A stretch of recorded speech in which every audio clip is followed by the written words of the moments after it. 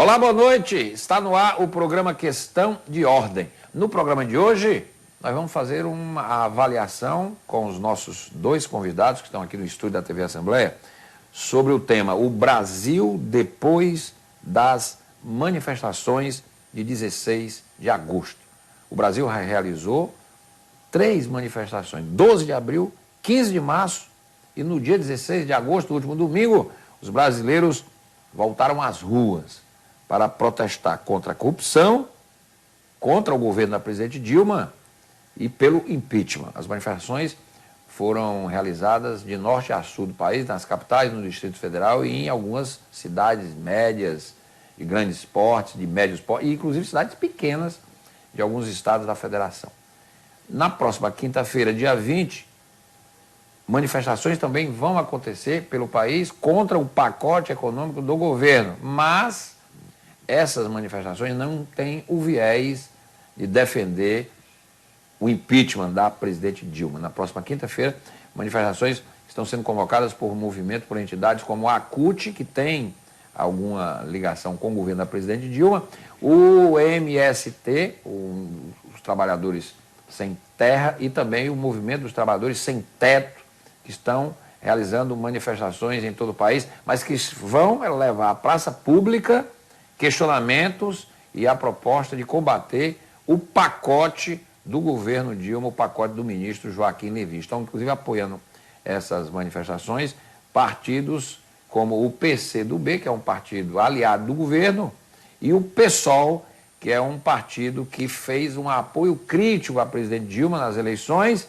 mas que tem se posicionado desde a posse da presidente dia 1º de janeiro em oposição pela esquerda ao governo da presidente Dilma. Esse é o tema de hoje aqui do programa Questão de Ordem. Vamos falar das manifestações e o que se espera do Brasil a partir de agora, como as manifestações de domingo estão já repercutindo na classe política, no Congresso, na Câmara, no Senado, entre os agentes políticos, e como o governo pode responder a essas manifestações, é o que a gente vai debater a partir de agora. Meus dois convidados são 2 cientistas políticos, professores com doutores na área. Eu recebo aqui, por exemplo, o professor João Paulo Bandeira, ele é cientista político, está concluindo um doutorado em Ciências Sociais na Universidade Federal do Rio Grande do Norte, ele é mestre em Políticas Públicas e é pesquisador dos grupos de pesquisa Democracia e Globalização e Marginália. Aqui comigo também o professor doutor da Universidade Federal do Ceará, professor Uriban Xavier, é professor associado da Universidade Federal, pesquisador da Rede Universitária de Pesquisadores sobre a América Latina, tem graduação em Filosofia, mestrado em Sociologia do Desenvolvimento e doutorado em Sociologia pela Universidade Federal do Ceará. Ele atua principalmente nos temas democracia, teoria política, colonialidade do poder, descolonialidade, América Latina e cultura e subalternidade. Está no ar o programa. A partir de agora você pode interagir conosco pelas nossas redes sociais, pelo nosso endereço eletrônico. Você pode se comunicar com a nossa produção, fazer comentários, sugerir temas para futuros programas. Professores, boa noite. Boa noite. Tudo bem, professor? Professor Uriban, as manifestações de domingo, a leitura que o senhor faz, foram grandes, foram pequenas? Tem gente que diz que foram menores do que as manifestações do dia 15 de março, mas foram maiores que o dia 12 de abril. O tamanho importa, ou o fato dos brasileiros terem ido às ruas, desta vez não pedindo mais saúde, mais educação, nem mais segurança, era um foco muito mais político, era uma pauta muito mais política, contra a corrupção, contra o governo e até a favor do impeachment, com faixas abertas, cartazes, não é, muito emblemáticos, até de mais radicalidade. Qual a avaliação que o senhor faz e como é que fica o Brasil depois de domingo, professor? Renato, manifestação de rua, seja qual for o tipo de ator político que está ocupando as ruas, ela é que nem febre. Que nem febre? Ela não tem o em si não está nela, ela reflete algo. Você vai a um médico, você está com febre, o febre é reflexo sintoma, né? De alguma infecção.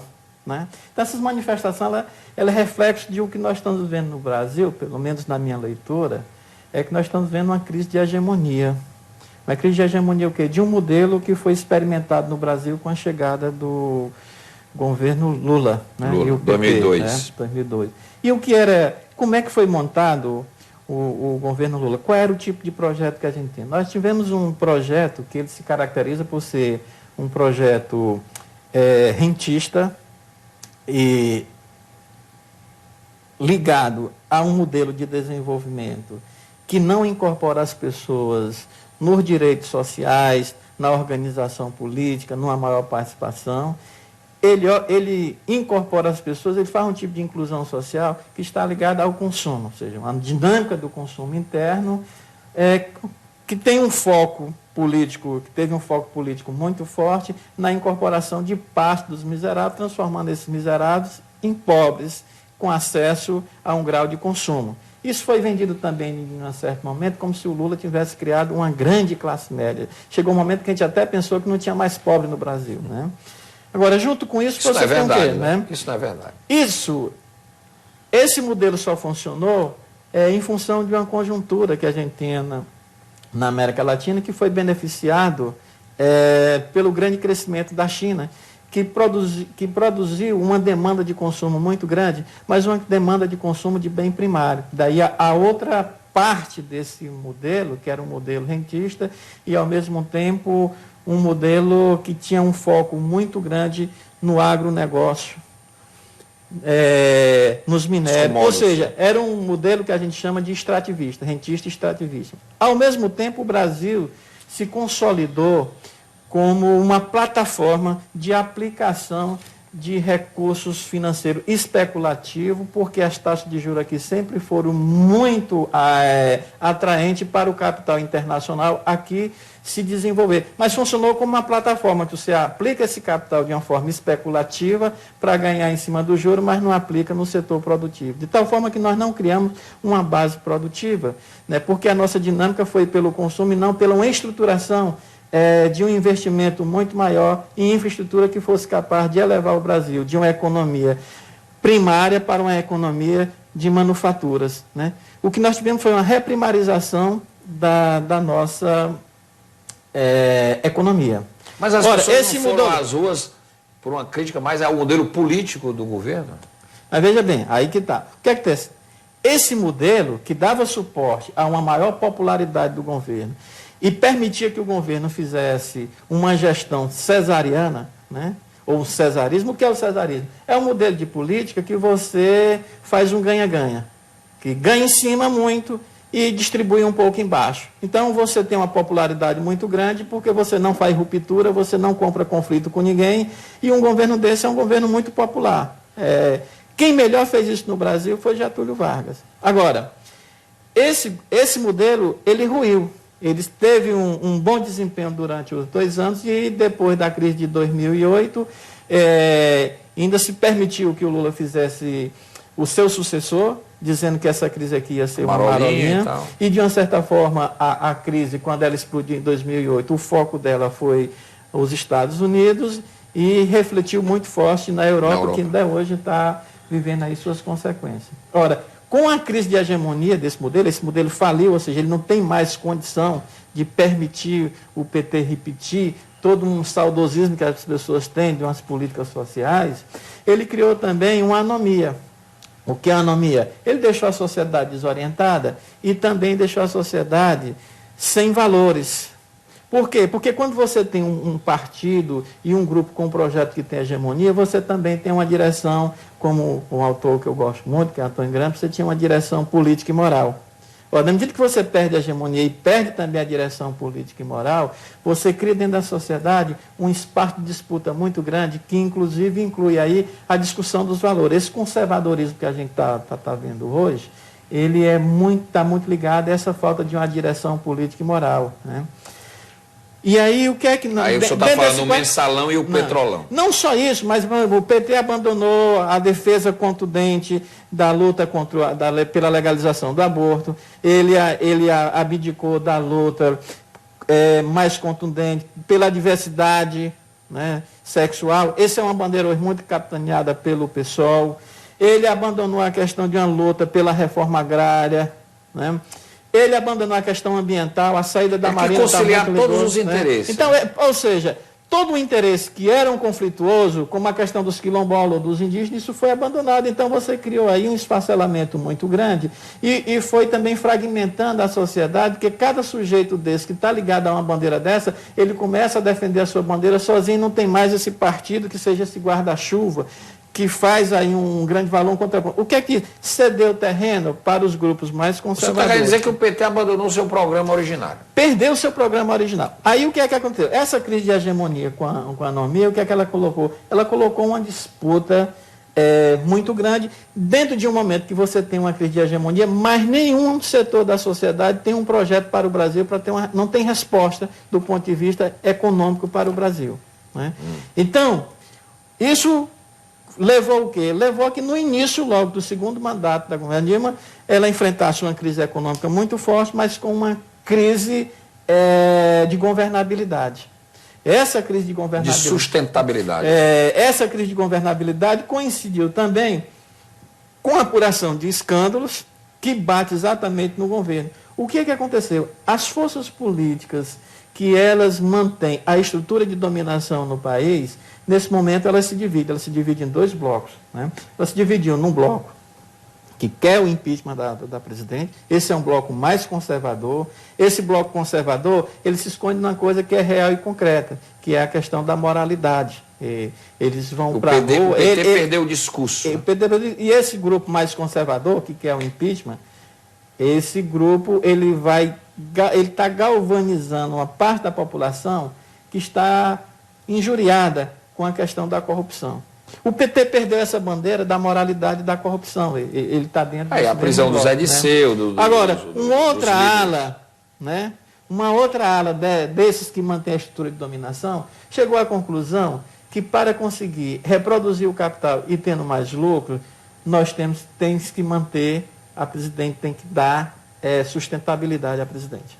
Então, veja bem, nessa minha leitura, o que é que nós temos aí? As manifestações de rua agora, ela é parte desse racha dentro desse grupo que mantém a dominação política no país. O outro grupo foi esse grupo que forjou a chamada Agenda Brasil. Essa Agenda Brasil... Do PMDB. Essa é uma Agenda Brasil de parte do PMDB. É parte do PMDB. Com o apoio das federações das indústrias de todo o Brasil, com manifestações mais explícitas através de nota e de posicionamento da FIJAM e da Fiesp, com a articulação da Rede Globo. A Rede Globo, inclusive... a Rede Globo está em editorial, inclusive. Fez um editorial tanto no jornal O Globo, como também no Jornal Nacional. Né? Então, esse grupo criou aí essa agenda Brasil. Não é o Renan, né? O Renan é não é o Renan. O Renan, ele, na realidade, ele é essa ala do PMDB, que dentro do partido porque o PMDB também rachou sua base. O PMDB, quem mantinha de uma certa forma a estabilidade do PMDB era o governo Sarney, o ex-presidente Sarney. A saída do Sarney no final do governo de Dilma da cena política abriu também uma disputa interna dentro do PMDB. E aí você tem esses grupos. Então, veja bem, a minha leitura, nós não vamos ter impeachment. Não vai ter impeachment? Não vai ter impeachment. Porque esse nem grupo... que se aparecer um fato grave que envolva porque, a presidente. Veja bem, você só tem impeachment ou golpe, não é para substituir um presidente que perdeu governabilidade. Você tem um impeachment ou um golpe quando interessa a um grupo econômico ou ao capital ter um projeto político que permita a eles continuar ganhando. Ninguém dá golpe, tipo assim, porque eu não gosto desse presidente. Você dá golpe quando esse presidente ele é um empecilho para você... E não é o caso no momento que não o é PT... o caso agora por quê? Não é o caso por quê? Porque a Dilma sinalizou que apoia essa agenda como uma forma dela continuar no poder. Então nós não vamos ter golpe. Mas aliás, nós já tivemos 2 golpes. 2 golpes. Qual foi o primeiro golpe? O primeiro golpe quem deu foi a própria Dilma.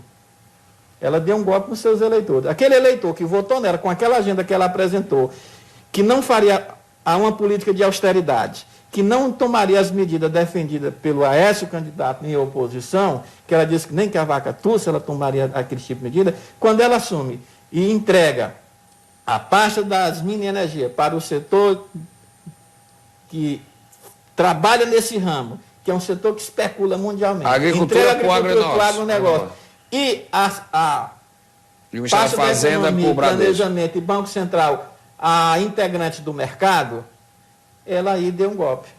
Ou seja, o eleitor que votou na Dilma votou num projeto e ela está executando aquele projeto. Isso é um golpe. O segundo golpe é agora. Esse é o mais perigoso, porque esse é conservador. Eu acho que a elite mais conservadora do Brasil não toparia apresentar para uma discussão pública na eleição essa Agenda Brasil, que implica em acabar com a questão ambiental, da proteção ambiental. Que é a questão ambiental, você tem a desregulamentação das terras indígenas, você tem a regulamentação e ampliação das políticas de terceirização. Agora, professor, e eu vou querer também ouvir o professor João Paulo, o governo do PT, do partido de esquerda, para ficar no poder, aceita incorporar essa agenda ao seu ideário? Está aceitando. E aí, veja bem, olha aí nós vamos ter uma manifestação no dia 20. Quinta-feira. Que ela tem um viés meio equivocado. Porque ela está dizendo, em defesa da Dilma, mas pela política, uma política pelas políticas públicas e tal. Ora, a Dilma não está sinalizando que quer essa agenda. A Dilma está sinalizando que quer a política da Agenda Brasil. Ora, para você defender políticas públicas e ser contra a Dilma, você tem que bater na Dilma, porque ela não está sinalizando, ela não está dizendo assim, olha, eu quero aplicar essas agenda de vocês, mas tem um grupo aqui que me impede. Então, ela está dizendo assim, olha, a minha agenda é essa agenda. Essa manifestação é um mise-en-scène, então, porque você não pode se ver a dois senhores. Então, essa manifestação do dia 20, ela é uma manifestação que ela é um paradoxo, porque ela quer defender a Dilma sem bater na Dilma, e, outro lado, ela, de uma certa forma, tem duas coisas. Não quer bater na Dilma, quando a Dilma não está sinalizando que vai fazer políticas públicas ou vai recuar no ajuste. E outra coisa, está fazendo uma proteção como se o PT ou o governo não tivesse nada com corrupção. Daí porque é muito complicado. Né? E o governo não faz agora, meia-culpa. Só para me concluir aqui, esses dois grupos que compõem a base de dominação no Brasil, que uma ala defende o impeachment já, e aí leva consigo o PSDB. E o PSDB afirmou que, em tendo uma formulação, ele apoia. Não só isso, o PSDB está realmente ligado a esse grupo. Né? O outro grupo, né, que defende a governabilidade, esses dois grupos também dizem o seguinte, olha, se tiver apuração de fatos que permita a cassação, esses grupos bancam. Né? E dentro desse grupo que mantém a estabilidade também, eles vão manter a estabilidade, mas querendo deixar que a... Então a briga vai para dentro do Congresso. A briga vai dentro do Congresso, mas se você começar a observar a partir de hoje a movimentação do vice, da liderança do governo, é de fazer essa costura, primeiro, para fechar a política de ajuste. Segundo, evitar aquelas chamadas pauta-bomba, né? Terceiro, tentar a Agenda Brasil. Terceiro, garantir que os vetos feitos pela presidente, que vai bater exatamente no orçamento, isso não seja derrubado. Então, nós estamos nesse cenário, que o cenário de imediato não é um cenário em que as classes dominantes estão apostando... E o povo, como é que fica, do professor João Paulo? As classes dominantes, pelo que o professor está dizendo, é que estão dando as cartas, a presidente rasgou já seu programa, a eleição, por isso o sentimento de estelionato eleitoral e por isso o descrédito da presidente, e ela despenca nas pesquisas, a corrupção aí, a Lava Jato todo dia anunciando novos fatos, não é? Enfim, e o povo? Essa que é a questão.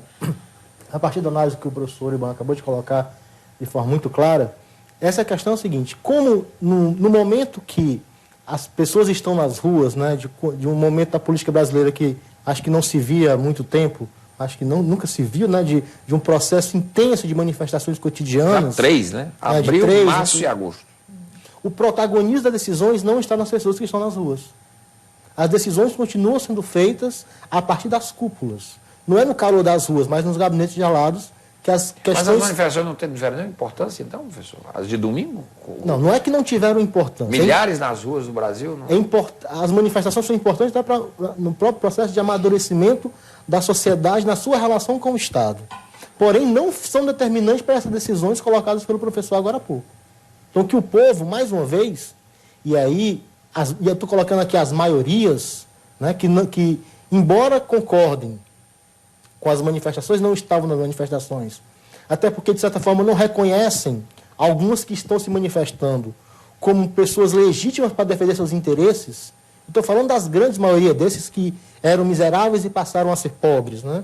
Desses que foram chamados de classe média, mas já começam a sentir na vida cotidiana que eles não são tão classe média. Mas o senhor acha que assim. hoje, por exemplo, o governo, o PT, consegue colocar nas ruas pelo menos a metade das pessoas que foram domingo a favor do governo? Nem o governo e nem a oposição. Porque, embora a oposição tenha participado dos protestos, não foi ela que chamou. Sim, mas embora o ela tenha povo chamado, foi à rua contra o governo. A Alguns- pergunta é... uma parte... Não, quem estava na rua Pois é, uma não estava a parte... favor do governo. Não, estava. sim, uma parte da população contra o governo, Sim. pedindo A pergunta é o impeachment do seguinte, o presidente. governo tem condição Não tem. de colocar na rua pelo menos a metade das pessoas Não. que estiveram domingo? Não Porque, tem. se você lembra do Collor, quando houve a história da rua, que o Collor pediu para todo mundo sair de verde e amarelo, as pessoas foram de preto. Isso. E aquilo foi aquela história que o Ulisses Guimarães chegou para o Fernando Collor e disse, você pensa que é presidente, mas você não é mais o presidente. A célebre conversa que o doutor Ulisses teve com o Fernando Collor na véspera do impeachment, ele disse, você pensa que ainda é o presidente, porque ele estava na cadeira presidencial e com a caneta na mão, mas você não é mais o presidente. As ruas estão dizendo que você perdeu a legitimidade. Tem um pensador do Brasil, no início do século XX, chamado Manuel Bonfim. Então, embora as ruas não definam diretamente, mas elas dão esse sinal. E a classe política também não pode simplesmente ignorar. As ruas têm que levar tem que levar em consideração as manifestações das ruas, porque não apenas pela manifestação, mas pelo que ela influi na agenda e na opinião pública. Lembrando que o Manuel Bonfim disse que uma das características do brasileiro era o ódio ao governo. Então, juntar gente no Brasil para defender o governo já é difícil. Eu não lembro de onde. E ainda mais numa situação como aqui está, com a questão do PT ter abandonado o que ele tinha de mais valoroso na sua entrada, que era justamente de ser somos diferentes. E o mínimo que ele podia perdeu ter o protagonismo das ruas, professor? Olha, o PT é um partido em crise. Nós estamos numa crise muito grande. E nós temos o quê? Nós temos uma sociedade que ela está cindida, é uma sociedade dividida. O que nós estamos vendo nas ruas que dividiu na eleição, né? Não só na eleição. É muito interessante. O que é que nós temos agora? A gente se assusta com um pouco, mas a democracia pressupõe... É um conflito. Que você... Primeiro, a política, ela pressupõe o conflito, mas a democracia pressupõe que você tem que respeitar as regras do jogo para que nesse conflito as partes elas se manifestem. A questão é que sempre aqui no Brasil, o pensamento conservador ele foi acanhado. Ele não se explicitava e nem se efetivava na forma de mobilização. O que está acontecendo agora é que essas pessoas... que têm um pensamento conservador, elas estão se manifestando, elas estão indo às ruas, elas estão fazendo políticas. Isso é bom ou ruim? Ela é bom, é bom. É melhor você ter uma sociedade conservadora ativa nas ruas, que você abre um debate, você tem a dimensão do... Como é na França, por exemplo? Então, do que nas sombras tremendo. Agora, veja bem, o que é que acontece? Acontece que aqui nós temos uma tradição política, uma cultura política, que ela é autoritária. E ela é autoritária até para quem é de esquerda. Quem é de esquerda, você vê, as pessoas estão sempre adjetivando os conservadores de uma forma pejorativa. É os coxinha, é não sei o quê, é redondoca. Ou seja, não tem nada demais que os conservadores se manifestem batendo panela. Isso é um instrumento. Esse instrumento de bater panela pode ser utilizado pela esquerda, é como uma bandeira. Na Argentina se bate panela e é a esquerda que bate panela. Não é? Chico Buarque tem uma música, que eu não ouvi todo mundo então, na rua veja de blusa bem, amarela, né? Se a gente quer ter o direito também de ir lá e defender um conteúdo de esquerda... Mas a esquerda brasileira também é autoritária, né? Mas isso que eu estou lhe dizendo, nós temos uma cultura reclama da direita autoritária, mas ela ao invés dela ir para um debate mais político, fica replicando essas coisas, né? Aí baixa, na realidade, o nível do debate político, né? E acaba criando um tipo de discurso que é contra si. Porque quando você diz assim, olha, essas manifestações aí do dia 16 foi um fiasco, aí você vai fazer uma manifestação com o seu grupo no dia 20, se não botar pelo menos a metade, aí você diz, pô, se aí for um fiasco e você que não conseguiu, né, foi o quê, né? Eu tenho que reconhecer que nós temos o quê? Uma sociedade que hoje você não tem nenhuma grande liderança, nenhum partido que possa, na realidade... ser um catalisador de um descontentamento, descontentamento, e essa sociedade ela é uma sociedade rachada, ela é uma sociedade cindida, é uma sociedade que tem uma anomia muito grande, você não tem um valor que possa costurar esse interesse. Os conservadores estão costurando essas mobilizações em cima de quê? Eles estão conseguindo mobilizar as pessoas, criando um imaginário de uma luta contra a corrupção.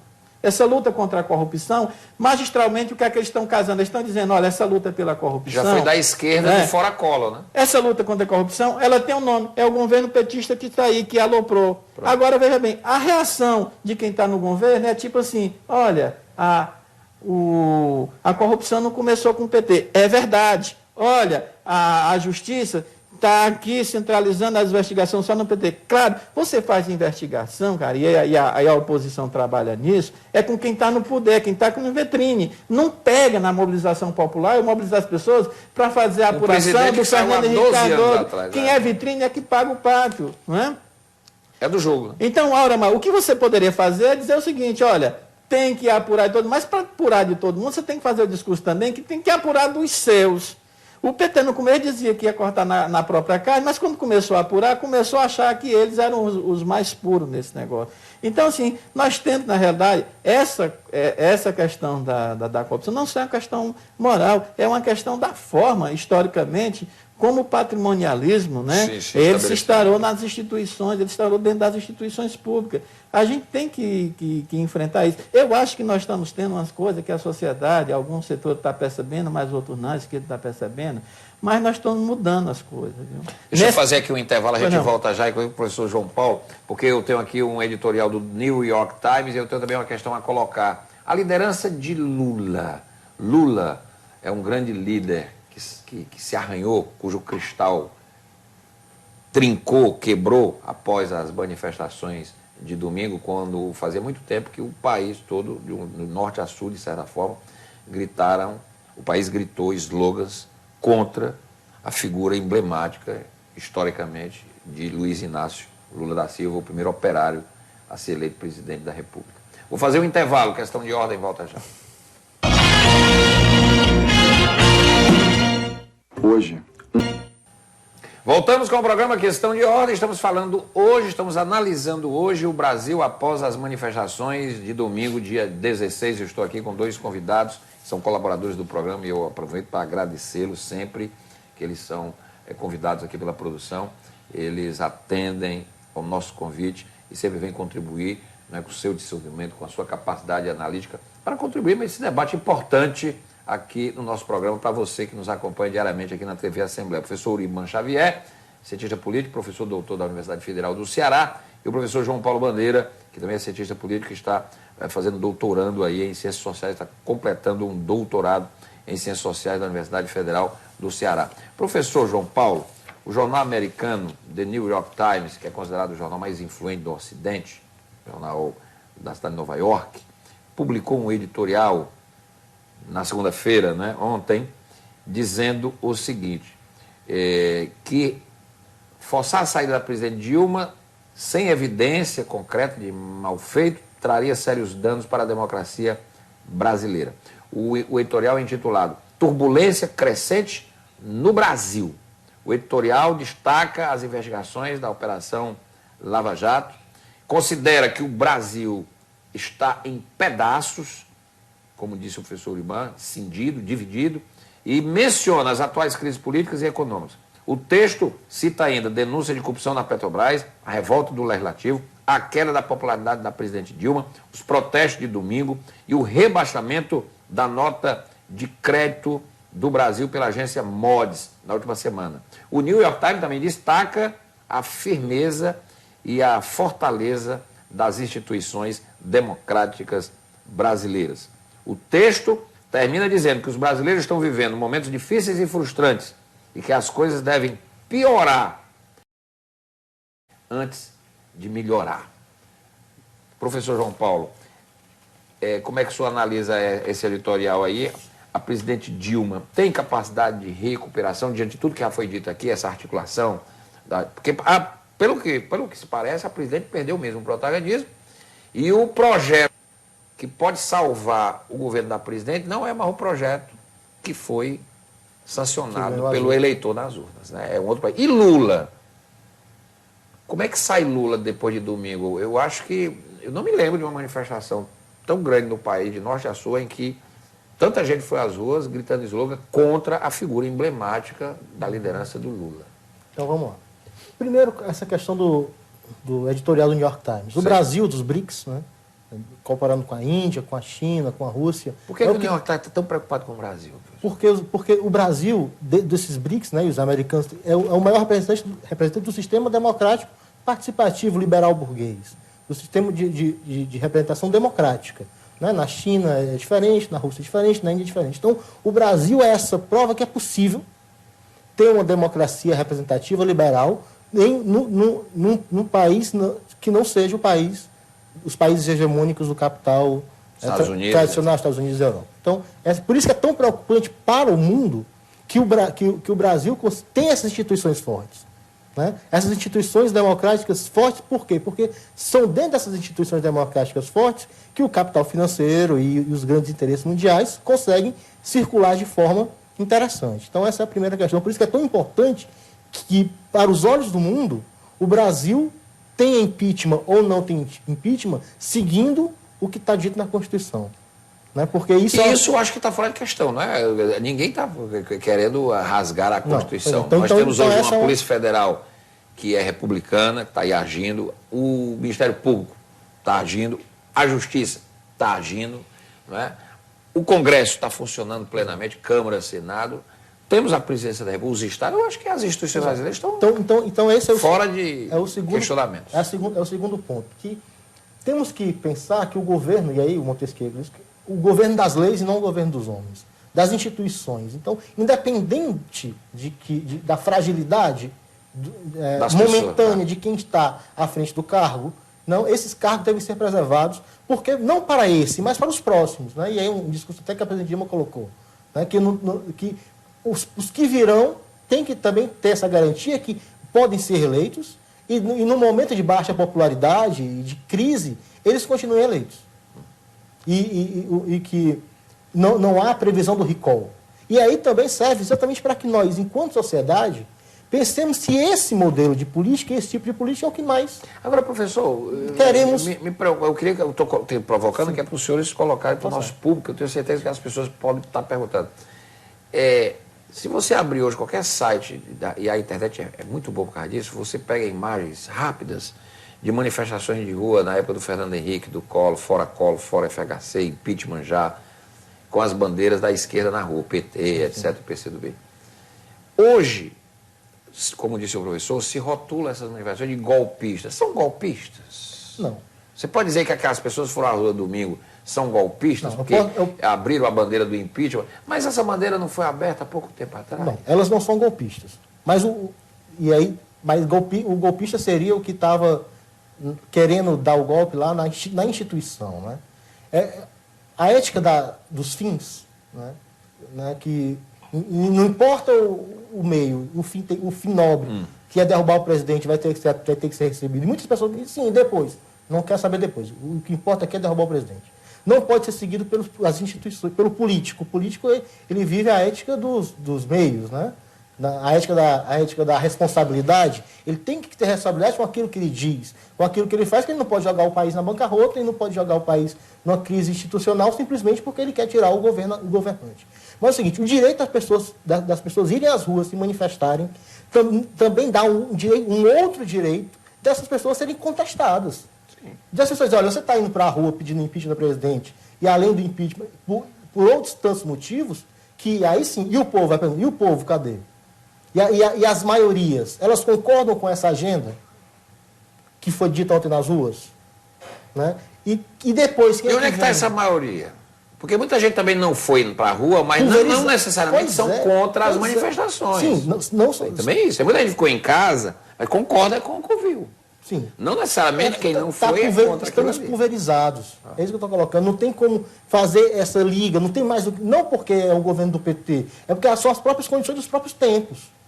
Dos tempos de, cada vez, de individualidade, né? de que as pessoas não... A política ela tem dois lados, a competição e a cooperação. Nós damos muita ênfase à competição, à parte da cooperação política. E que as pessoas, enquanto sociedade, têm que se juntar e compreender. Se o programa do PT, que foi veiculado há 2 semanas, que foi muito criticado, que fez uma ironia com o panelaço, né, a questão das panelas. Se aquele programa do PT, que teve a Dilma, o Lula e um ator até de novela muito conhecido, etc., mostrando o abismo, dizendo que é o risco da democracia, a volta da ditadura, não é? Achei um pouco meio assim, meu terrorismo político, mas se a presidente tivesse admitido que errou, olha, errou lá na Constituição, pedido desculpas, de alguma forma isso melhoraria a situação, professor? Olha, vê bem, vou pegar ali dentro da sua nota aí do jornal. A nota, essa nota do Jornal Time, ela colabora com o tipo de interpretação que eu estou fazendo. Ou seja, não interessa o capital hoje é internacional, né? Não interessa ele, no processo de sua reprodução hoje, a saída da destituição da Dilma. Por quê? É porque você não tem nenhum grupo, nenhum projeto e nenhuma garantia de que o capital vai se desenvolver. Ou seja, nós falamos de democracia, mas o capitalismo só respeita a democracia quando essa democracia não é um impedimento para o seu desenvolvimento, o seu crescimento.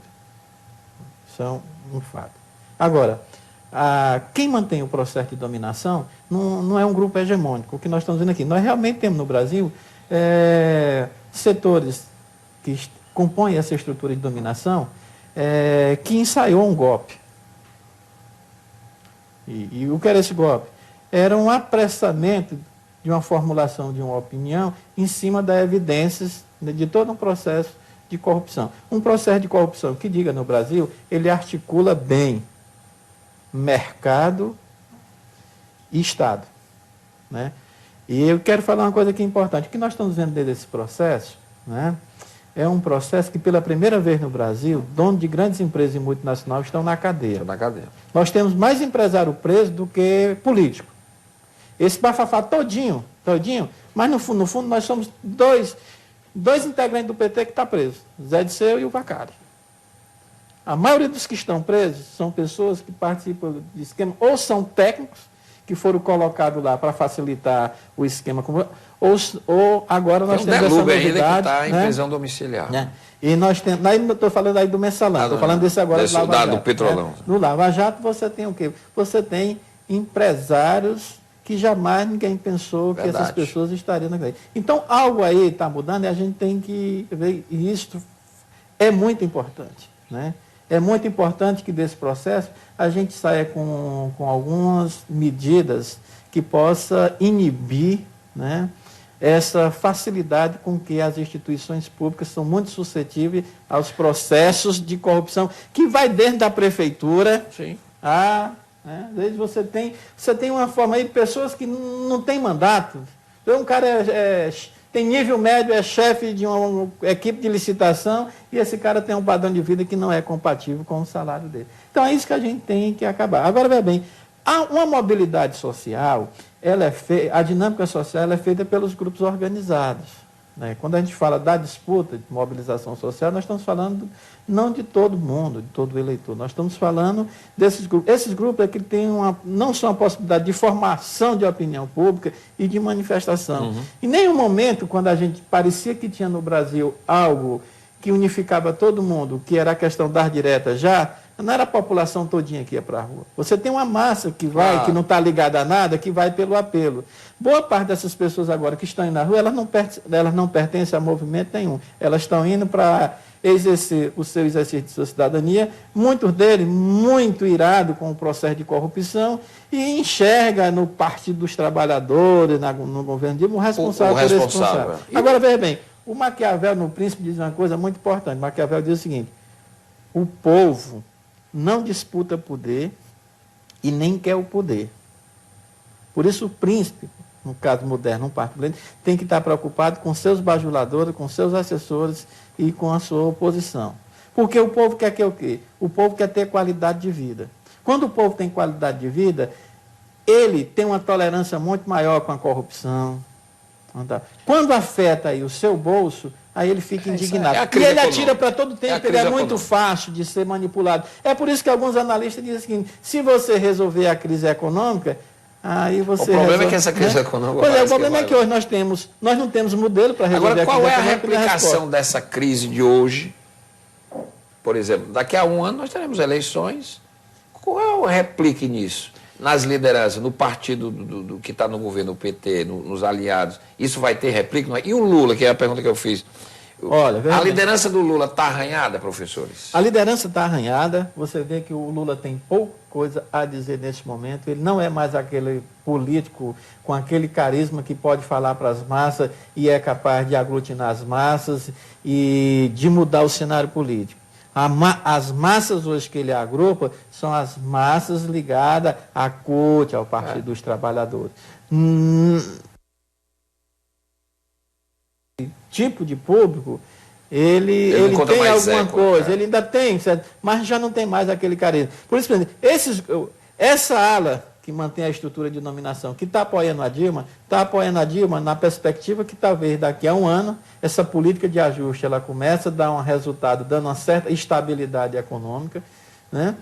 E aí o Brasil deslancha, de uma certa forma, do ponto de vista econômico, e aí nós vamos ter uma disputa dentro dessas classes dominantes com o PT fora de jogo. O PT, depois do poder, ele não volta a ser mais o mesmo. Ele não volta até porque o PT criou uma estrutura tão grande. Eu vi dizer um dia desse que o PT tem mais de 24 mil, eu não acredito, mas talvez mais de 10 mil funcionários liberados, gente que está liberado para fazer política, que tem cargo. Ou seja, sem essa estrutura do governo, isso desaba e você não mantém mais um partido político com esse vigor que você tem. E ele já perdeu as suas bases, né?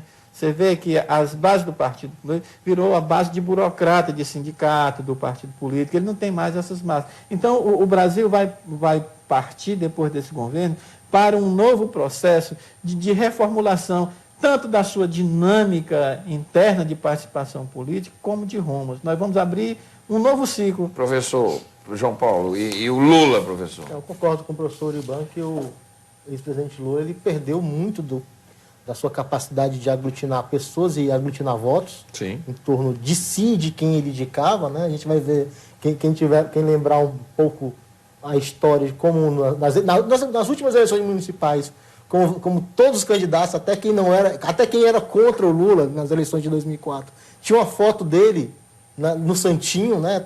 Você via isso. Todo mundo queria estar com o Lula. Todo mundo queria estar com o Lula. Agora vamos ver nesse momento ninguém vai querer se afastar, que ninguém vai querer se aproximar. Até a estrela do PT nos programas do PT está diminuindo. A ministra Carmen Lúcia deu uma declaração ontem, acho que foi hoje, uma entrevista dizendo que a crise deve ser resolvida até antes das eleições, para que essa crise não contamine de forma muito drástica. Mas não vai ser resolvida até lá, né? Ninguém pode determinar isso. Não, mas já está começando a se resolver para que ela não chegue não a crise econômica, mas a crise política. Agora, professor, nós hoje não temos grandes lideranças, conforme já foi dito aqui. Se o Brasil tivesse hoje um Ulisses, um Brizola, um Covas, etc., quem é a maior liderança hoje do PSDB continua sendo um senhor de 84 anos, que antes de ontem deu uma entrevista e parece que deu o norte para o partido, que é o Fernando Henrique Cardoso. 84 anos, está aposentado, um ex-presidente da República. Qual é a grande liderança brasileira hoje? Tínhamos o Lula, está desmilinguindo. Isso é preocupante para um país que sempre gostou de messianismo, de líderes carismáticos, que essa foi a nossa característica? São duas coisas. Historicamente. Esse político demagogo, né? Esse político... o populismo. Demagogo, de certa forma, demagogo. Demagogo nesse sentido de que fala e se relaciona com as massas, né? e aglutina votos. São fundamentais na democracia representativa. O Weber diz que essa figura é interessante. Mas uma outra questão é que a ausência dessa liderança no país messiânico pode ser que a gente tenha um raio caído no céu azul. A gente tem aqui, apareça um Luiz Bonaparte, né? Um outsider, alguém que está fora desse jogo e que aglutine em torno de si esses votos em algum momento. Isso sim é um problema muito sério. Porque aí você, sem um partido, sem um PT, sem um grande partido protagonizando isso, como o professor não vai ter forças para se reerguer e colocar a crise a máquina. do PT, significa dizer, a gente pode projetar que a esquerda brasileira, se ela não se reinventar, ela vai ter dissabores eleitorais? Olha bem, não é só a crise do PT, o que nós estamos dizendo assim, você tem uma crise de projeto para o Brasil, ou seja, você não tem nenhum partido político que possa oferecer. Por isso que é difícil nascer lideranças. Né? O Ciro Gomes se colocando como alternativa. Não vai. O Ciro Gomes é mais um aventureiro dentro da política, mas também não tem uma retórica. Isso seria o que essa elite já percebeu. elite que está dando sustentação hoje ao governo Lula, ou ao governo Dilma, para ela terminar o seu mandato, é uma elite que percebeu... Para ela terminar. Terminar o mandato. É uma elite que está dizendo assim, nós não podemos cair na aventura de nenhum aventureiro, porque vai perder todo mundo. E daqui para lá, tem que aparecer alguém, professor. Hã? E daqui para lá não... Não, daqui para lá é outra questão. Agora é fechar esse ciclo. Esse ciclo se fecha, os caras dizem, nós não queremos correr o risco, né, de aprofundar uma crise de institucionalidade, uma crise política, né, e perder, né, a capacidade de reprodução do capital. Não tem projeto para esse país. Mas temos uma política, que é a tal da Agenda Brasil, que permite a esses setores continuar ganhando na linha do jogo. Então, eles não querem correr o risco de ter um aventureiro. Essas pessoas... Ou seja, máximo, o Brasil está sem um projeto. Inclusive, o governo do PT está sem um projeto. Por isso, por que o Lula também perde... O Lula deixou de ser carismático quando fala? Não. Ele não tem conteúdo a oferecer. Não tem mais nada. O que ele tinha para oferecer, por um tempo deu certo. Mas agora, acabou. Quando a gente disse que o projeto ele se esgotou, significa dizer que mesmo sendo uma pessoa carismática, não tem mais nada o que apresentar. E quando não tem mais nada a apresentar, ela também perde essas referências com a sua massa. Então, por mais que você seja carismático... Fica repetitivo, Fica repetitivo. Então, veja bem, é muito difícil ter espaço aí para um Ciro Gomes, é muito difícil você ter espaço aí agora para uma... Eu acho que essas lideranças, na próxima eleição, elas não fazem sucesso. O que é que você está começando a ver aí? É que, por exemplo... Que agora vem as eleições paroquiais, né, as municipais. Então, assim, se a gente tomar como referência aqui o Estado, em vez em quando as eleições aparece alguém que estoura nos votos. Ele estoura por uma questão muito específica. Capitão Wagner aqui. Capitão Wagner é uma pessoa que tem projeto para o Ceará. Não tem projeto nenhum. É um cara que tem uma corporação e focou nessa corporação, né? Pegou uma situação de violência, ampliou para além da corporação e tirou. Mas não é... Para pensar um país dentro de um quadro hoje de uma política econômica globalizada, com a financiarização do capital, é preciso muito mais do que carisma, é preciso ter projeto. O nosso grande desafio é que os partidos possam voltar a pensar o país. Né? Se tudo der certo, como o senhor está dizendo, a eleição em 2018. Então, os partidos que estão aí, porque não serão outros, né? O PMDB, o PT, o PDT, sei lá, o PSDB, agora você tem que apresentar um projeto. Agora, o que é que você está tendo? Você tocou numa coisa que é muito interessante. Não vai surgir outro partido. Você te pergunta assim, nós estamos numa situação em cadê aqueles partidos de uma esquerda antissistêmica, como o PSOL, o PSDB? É muito interessante, porque assim, agora no dia 20, esses partidos estão puxando manifestação diferenciada. Eles vão sair de manhã e não à tarde. E eles estão batendo na agenda brasileira. O PSOL e o PCdoB. Eles estão batendo... Mas não o PT, o PT não assinou. Eles estão batendo na agenda Brasil. Estão se diferenciando. Então, olha, nós não queremos impeachment, nem golpe, mas nós não queremos essa agenda. Então, no dia 20... Mas não criticam a Dilma. Aí entra no Não, paradoxo. Estão criticando a Dilma quando eles criticam a agenda Brasil. Inclusive, no dia 20, eles vão sair separados. Eles estão saindo separados. Um vai sair de manhã e outro grupo... O pessoal vai ter ele não vai se juntar ao grupo do dia 20. Né? Então, isso vai ser um diferenciador. E a outra coisa, eu acho que a gente tem que, no momento agora, para quem quer pensar uma saída pela esquerda, é de ter paciência para construir uma outra alternativa. A paciência que se teve com a ditadura militar, quando se criou uma aposta no PT. Muito tempo o PT disputou umas eleições que não elegia ninguém, o Lula mesmo teve 3 derrotas, até criar esse projeto. Esse projeto se esgotou, esse é o ciclo da política, cara. Isso é um ciclo. Isso é bom, Orlando. E claro, isso é bom. O que a gente tem que garantir é essa institucionalidade democrática, que esses conflitos eles possam ser administrados dentro desse arcabouço que permita qualquer partido... Na opinião dos senhores, nós não iremos em nenhuma hipótese para o impeachment. Com esse quadro hoje, não. Aí, assim, o que é que pode? É que se essa operação Lava Jato, ela chegar a demonstrar tecnicamente provas contra o governo, aí eu acho que o cenário muda. E aí não é impeachment. Aí é uma cassação justificada com o projeto. Por isso que eu estou dizendo, aquela sua pergunta, quanto o PT dizia fora Collor, isso era... Não era não, a gente tem que pensar o seguinte, a democracia, ela não pode ser uma democracia delegativa, que você vota no sujeito e ele tem poder de tudo. Ele tem poder de tudo. Ou seja, a democracia, na verdade, o sentido da democracia representativa mais forte é no sentido que o eleitor ele é o soberano, não é o representante. E como soberano, uma democracia radicalizada, em qualquer momento, eu posso caçar o mandato de quem não tem mais legitimidade, de quem não está cumprindo o projeto.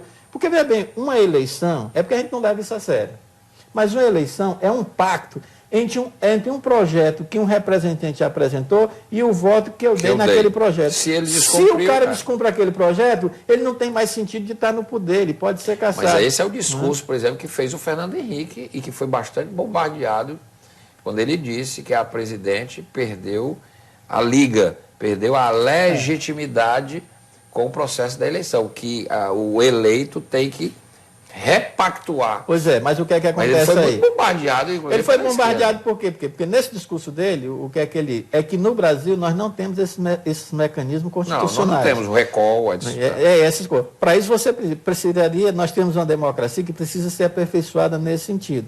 O que nós temos hoje é um processo que permite, se você tiver a comprovação, você poder caçar o mandato.